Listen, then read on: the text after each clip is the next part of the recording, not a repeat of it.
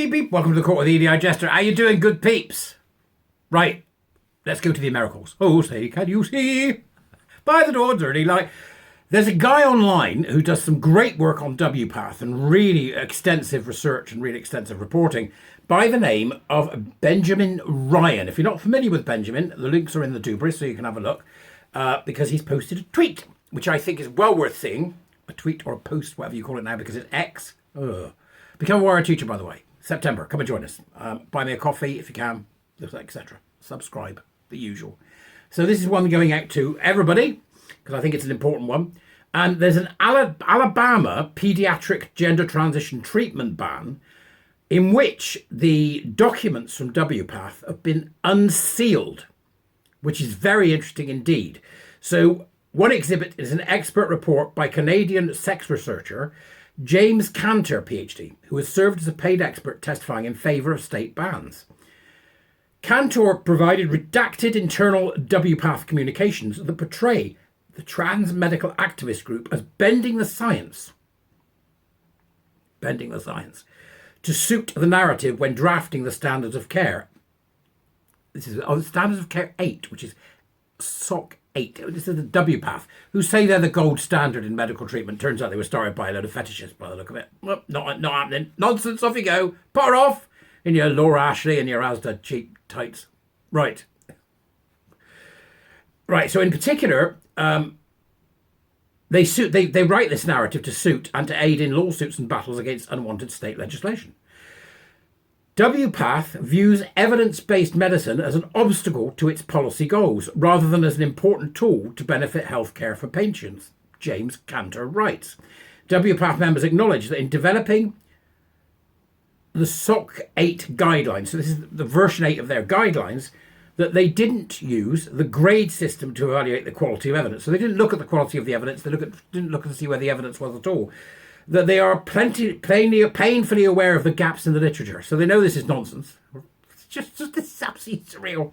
That they are painfully aware of those gaps in the literature that makes it nonsense. They acknowledge that the policy changes in Europe, Australia and New Zealand restricting access to paediatric gender transition treatment pose a threat to our assertion that the WPATH SOC guidelines are the gold standard used around the world. In other words, they are more concerned about their tarnished image, about their, how does everybody see us as a group, than they are about the fact that they've been basing it on something that doesn't exist, gender dysphoria, which is also based on something that doesn't exist, gender identity, in order to get money from the insurance companies to pay for fetishistic men to have breasts and different bits of their body locked about.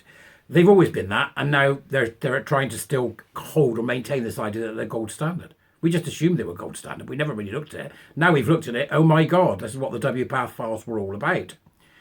Chair of the steering committee, Dr. Eli Coleman, sees as adversaries sceptical academics and scientists who pressure healthcare to provide evidence-based care. This is in speech marks. This is who pressure healthcare to provide evidence-based care. They see people who want evidence-based care as the enemy. They have to, because there is no evidence of either gender identity or gender dysphoria that isn't self-declared. None. This is a mess, isn't it? It's an absolute mess. Benjamin's got plenty for you to look at in this very good thread. Jesse Singal reports about Rachel Levine's efforts to get WPATH to remove minimum age restrictions. Now, Rachel Levine's that LARPing bloke in America. Oh, say, can you see there? It was the health secretary to old Doddery Joe, right? LARPing fetishist. He's lobbying to remove minimum age restrictions on paediatric gender transition treatment and surgeries, as James Cantor revealed.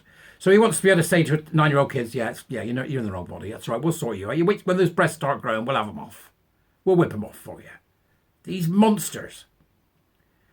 And in the wake of an October 2021 article by Abigail Schreier that quoted then head of USPATH Eric Anderson saying that some gender care providers were providing sloppy care of minors, some WPATH members acknowledged the veracity of her claim per internal communication. So you've got to see this. Go and have a look at the thread to see exactly how far these people will stoop.